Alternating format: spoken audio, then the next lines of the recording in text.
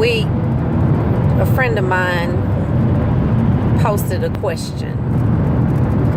He asked, have you had the talk with your children? And he further stated, no, I'm not talking about the sex talk. I'm talking about the N-word talk.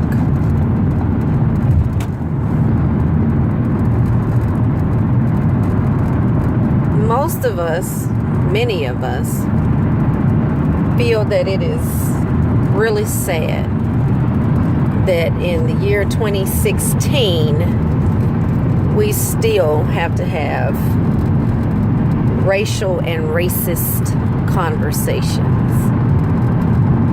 Quite honestly, though, it has become human nature to point out differences.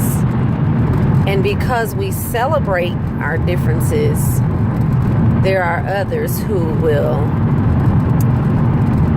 not be so happy about that. So, we have conflict. People will say and do things to try to degrade our self-esteem, our self-worth picture of ourselves. And it's really sad. But the conversation that we had with our daughters this week looked a lot like some of the stories I read during the civil rights movement of the 50s and 60s.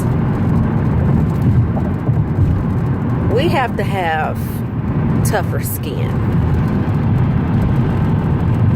A lot of times we don't take into account the way other people see us or interpret our actions. And a lot of times people speak out on what they've interpreted about us and our actions. Discernment and discretion. These are two things that we tend to throw out the window when it comes to emotional situations. And these are actually two things that we need to cling to. The way that we respond to how someone speaks to us or speaks about us is 100% up to the individual.